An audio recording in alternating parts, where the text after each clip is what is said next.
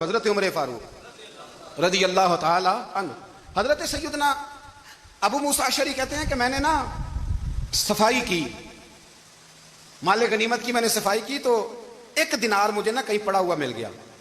تو فرماتے ہمیں اجازت ہوتی تھی کہ ایک آدھ دینار ہم اپنی مرضی سے کہیں خرچ کر سکتے. اگر آپ ناراض نہ ہوں تو ہمارے ہاں جب چیئرمین صاحب ناظم صاحب ٹھیکے دیتے ہیں تو ٹھیکیدار ان کا چھوٹا بھائی ہوتا ہے یا چچا کا بیٹا ہوتا ہے یا خالہ کا بیٹا ہوتا ہے.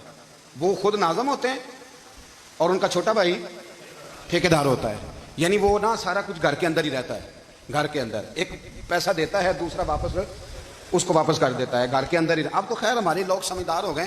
ایک بندہ ایک سیاسی جماعت میں ہوتا ہے، دوسرا دوسری میں، اور تیسرا جس کی بھی حکومت آئی حکومت تو ہماری رہے گی نا. ایک بندہ تو ہے نا اس جماعت میں. یہ اچھا لوگوں نے ایک طریقہ نکالا ہے. تو حضرت عمر کے بیٹا گزر رہا تھا تو حضرت ابو موسیٰ اشعری کہتے ہیں میں نے صفائی کی تو ایک دینار نکلا. تو میں نے وہ ایک دینار نا حضرت عمر کے بیٹے کو دے دیا. میں نے کہا لو بیٹا اپنے چچا کی طرف سے تحفہ. تو گھر جا کے انہوں نے حضرت عمر کو بتایا کہ چچا نے پیسے دیے ہیں. چھوٹے بچے تھے. حضرت عمر نے حضرت ابو موسیٰ اشعری کو بلا لیا اور بلا کے فرمانے لگے میں تو تمہیں اپنا دوست جانتا تھا اور تم نے میری اولاد کو دنیا دار بنانا شروع کر دیا. میرے بچوں کو تم نے دنیا دار پیسوں پہ لگانا شروع کر دیا. میں تو تمہیں یار سمجھتا تھا.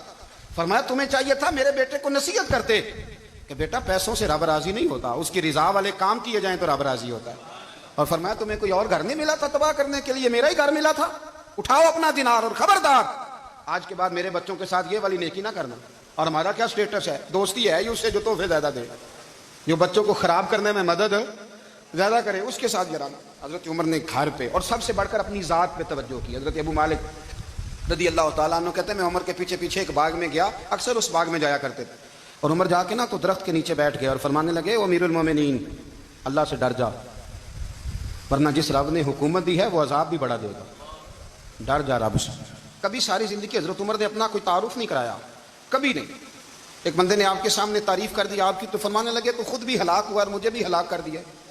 کیا ضرورت پڑی ہے میری تعریفیں کرنے کی؟ اتنی دیر میری تعریف میں لگائی. اللہ کا ذکر کرتا رب تجھے ثواب دیتا، حضور پہ درود پڑھتا تو رب تیرے اوپر رحمتیں نازل کرتا. کس چکر میں ہے؟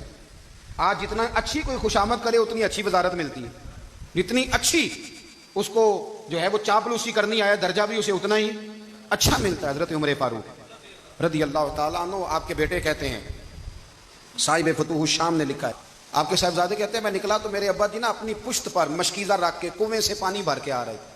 میں دوڑ کے آگے گیا، میں نے کہا ابا جی مجھے دے دے. فرمانے لگے بیٹا تیرا کیا خیال ہے؟ کوئی اور نہیں تھا مشکیزہ بھر کے لانے کے لیے، تیرا کیا خیال ہے؟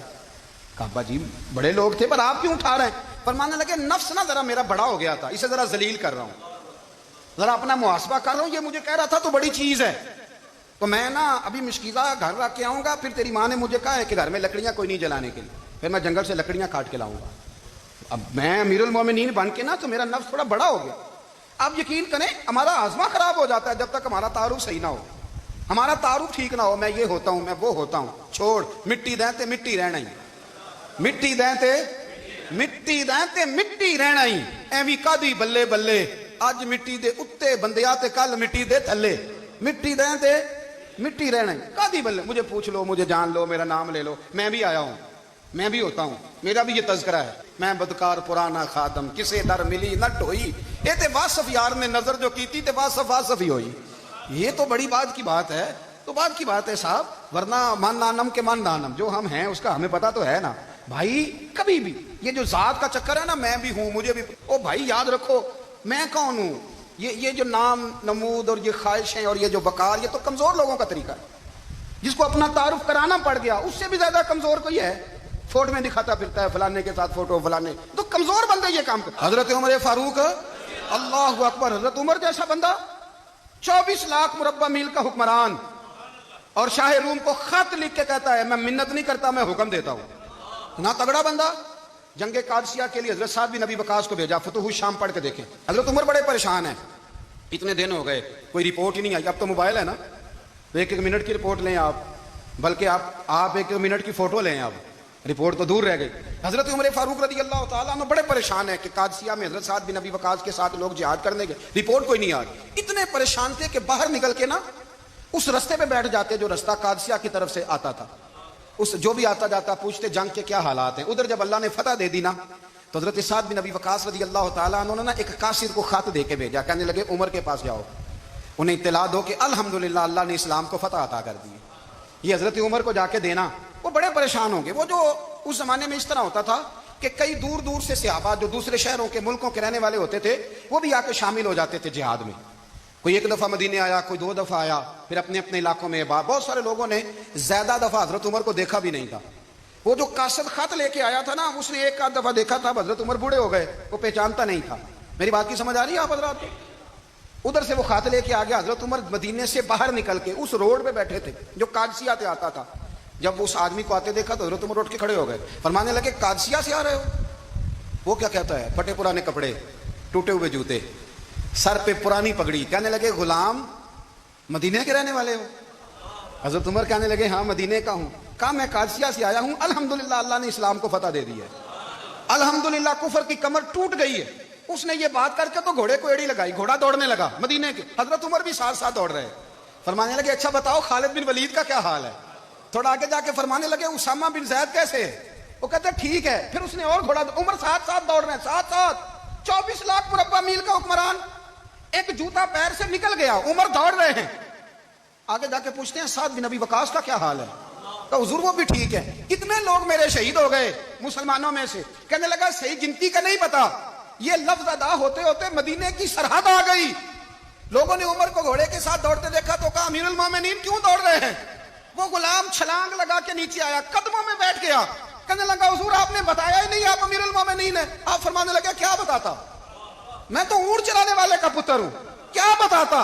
وہ عمر ہوں جس نے اپنے گناہوں کا حساب دینا ہے, کیا بتاتا. جو سعد بن ابی وقاص کو جہاد پہ بھیج کے خود بزدلوں کی طرح گھر میں بیٹھا ہے, کیا بتاتا. کوئی حیثیت نہیں, کوئی تار. تو نے اچھا کیا, تو مجاہد تھا, مجھے ساتھ ساتھ دوڑایا, تو نے اچھا کیا. جتنے لوگ تھے چیخے مار کے رونے لگے. حضرت فاروق اعظم سے کہنے لگے عمر جب تک تیرے جلوے رہیں گے اللہ کامیابیاں ہی عطا فرمائے گا, جب تک تیرا رنگ رہے گا اللہ تعالیٰ نوازتا ہی رہے گا.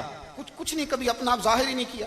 بہت بڑے تھے, بہت بڑے تھے حضرت عمر, بڑے تھے, لیکن ساری زندگی اپنے محاذ. حضرت ابو رافع غلام تھے, قرآن پاک بڑا سونا پڑھتے تھے. حضرت عمر جب بھی انہیں ملتے کہتے ابو رافع تو عمر سے اچھا ہے, قرآن بڑا شاندار پڑھتا ہے.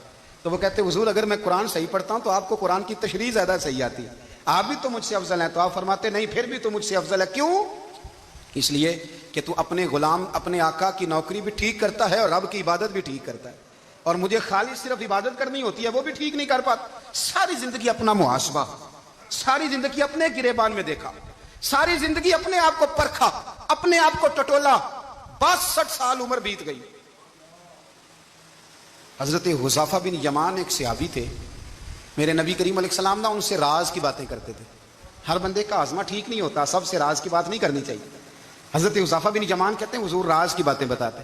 مدینہ منورہ میں جو منافقین تھے ان کی لسٹ بھی نبی پاک نے حضرت حذیفہ بن یمان کو دی تھی. جب کوئی مشکوک آدمی مر جاتا نا تو صحابہ کہتے ہیں ہم دیکھتے اگر حضرت حذیفہ نے جنازہ پڑھا تو ہم بھی جنازہ پڑھ لیتے. نبی پاک نے بھی کچھ جنازے نہیں پڑھے, ترمذی میں ہے, فرمایا عثمان سے جو بغض رکھے اس کا جنازہ نہیں پڑھیں گے. حضرت حذیفہ بن یمان اگر جنازہ پڑھتے تو لوگ پڑھتے, وہ نہ پڑھتے تو لوگ جنازہ نہ پڑھتے. حضرت حذیفہ بن یمان کہتے ہیں جناب عمر فاروق کی خلافت کے آخری ایام تھے, کچھ دنوں کے بعد وہ شہید ہو گئے. فرماتے آدھی رات کا وقت تھا, میں گھر میں سویا تھا بڑا بے فکر, اچانک میرے دروازے پہ دستک ہوئی, میں گھبرا کے اٹھا, اتنی رات کو کون آیا؟ کہتے ہیں قربان جاؤں, دروازے پہ گیا تو امیر المومنین فاروق اعظم دروازے پہ. میں نے کہا عمر کوئی حکم تھا تو مجھے بلا لیتے. کہنے لگے میں نا امیر بن کے نہیں آیا, تیرا ویر بن کے آیا ہوں. امیر المومنین کی حیثیت سے سرکاری کام سے بلاتا تو وہاں بلاتا, مجھے ایک ذاتی کام پڑ گیا. کہتے میں نے عمر کو گھر کے اندر بلا کے چارپائی پہ بٹھایا. میں نے کہا حضور میں غریب آدمی, میں کیا آپ کے کام آ سکتا ہوں؟ تو کہتے ہیں انہوں نے نا مجھے ساتھ بٹھا لیا, پھر میرا ہاتھ پکڑ لیا.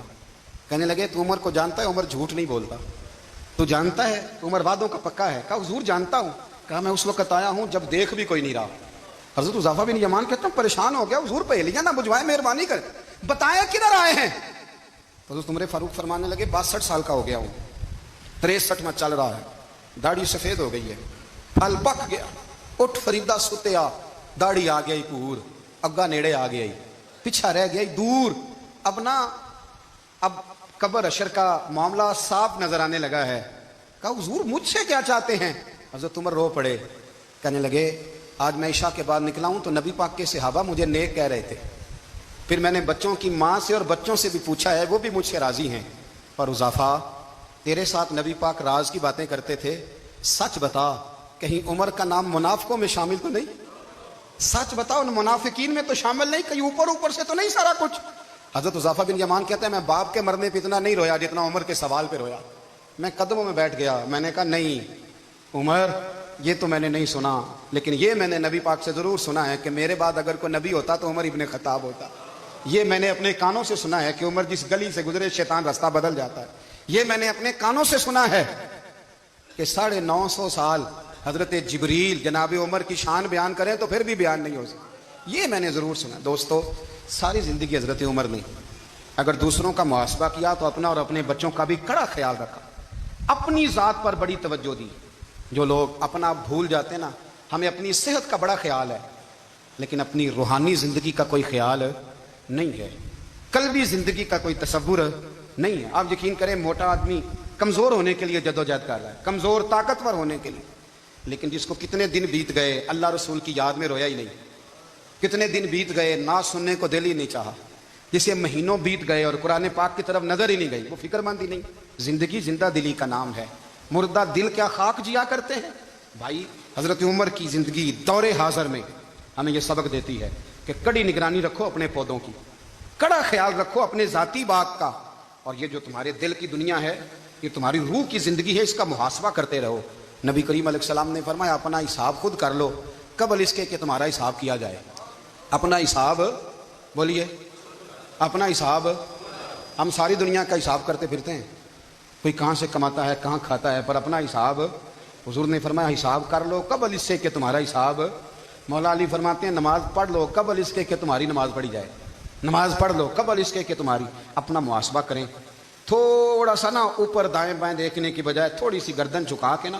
درویش کہتے ہیں برے بندے نو میں لبن ٹریا تے جگ تے ملیا نہ کوئی، اپنے اندر چاتی پائی تے میتھوں برا نہ کوئی. تھوڑی سی نا، تھوڑی سی اپنی طرف توجہ دیں. ہم نا بے چین وقت گزار رہے ہیں، بے قرار ہیں، بے سکون ہیں. سبب یہ ہے کہ ہم نے نا اپنا حساب کرنا چھوڑ دیا ہے. حساب کرو گے، بے حساب تو بندہ روٹی کھا لے تو بیمار ہو جاتا ہے، اور اگر زندگی بے حساب گزرے، گناہوں کا حساب ہی نہ کیا جائے، تقوی کی طرف توجہ ہی نہ کی جائے، تو پھر زندگی دشوار ہو جاتی ہے. اور اللہ پوری امت مسلمہ کو ایک حضرت عمر فاروق رضی اللہ تعالیٰ عنہ کے طریقے پر چلنے والا لیڈر عطا فرما، ہمیشہ مدحت خیر الانام میں گزرے. دعا ہے یہ عمر درود